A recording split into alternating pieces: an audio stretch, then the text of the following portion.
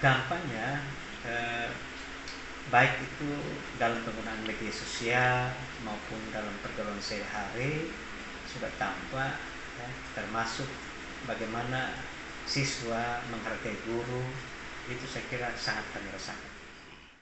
Pemirsa yang budiman, terima kasih telah berkunjung ke channel News Daring. Menerapkan kurikulum Merdeka Belajar, SMA Negeri 10 Kupang tidak mengalami kesulitan. Terpilih sebagai sekolah penggerak, pihaknya telah menerapkan kurikulum Merdeka Belajar pada siswa SMA Negeri 10 Kupang. Program tersebut rencananya akan diterapkan pada seluruh SMA se-Indonesia oleh Menteri Pendidikan, Kebudayaan, Riset dan Teknologi. Simak perbincangan Kepsek SMA Negeri 10 Kupang bersama channel News Daring selengkapnya di sini. Tetapi jangan lupa dukung channel News Daring dengan tekan subscribe, like, komentar, nyalakan lonceng notifikasi dan bagikan, biar Anda dapat mengikuti berita-berita terbaru di channel ini. Sebenarnya untuk kurikulum Merdeka Belajar itu sudah diterapkan oleh SMA Negeri 10 Kupang sejak tahun pelajaran 2021-2022. Hal ini berkaitan dengan ditetapkannya SMA Negeri 10 Kupang bersama beberapa sekolah negeri lainnya dan juga swasta sebagai sekolah penggerak angkatan pertama di Kota Kupang. Ya. Kita sudah memulai program ini atau kurikulum ini, kemudian kami tindak lanjuti itu dengan melaksanakan IHT, Enhanced Training di sekolah selama 8 hari bagi guru-guru.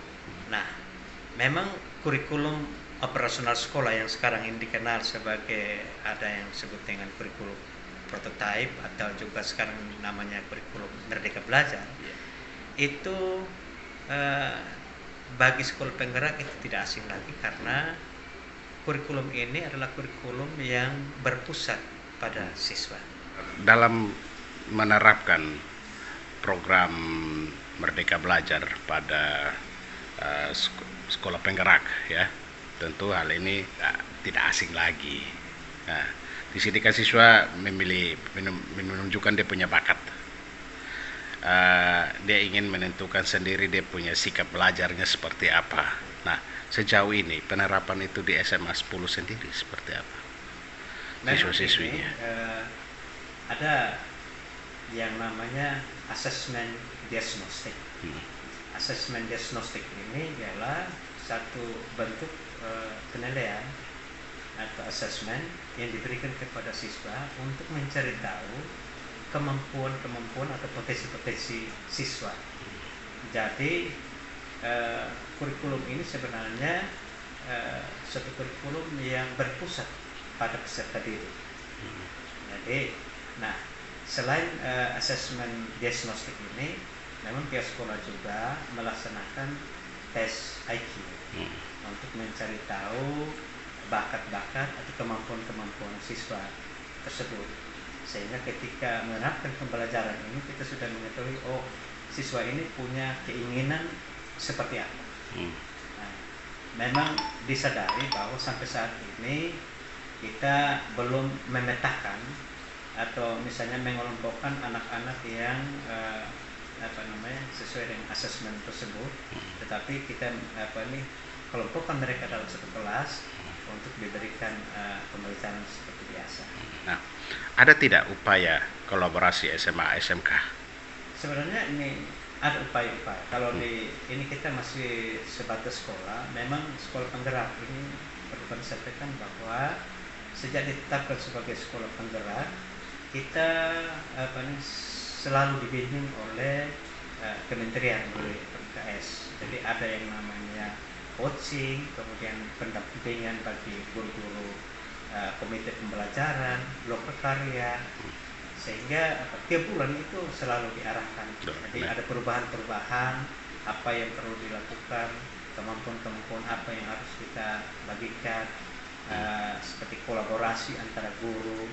Jadi di sini namanya praktik baik, berbagi praktik baik. Itu yang harus dikembangkan oleh guru-guru sehingga kemampuan-kemampuan yang ada ini bisa dibagi kepada siswa.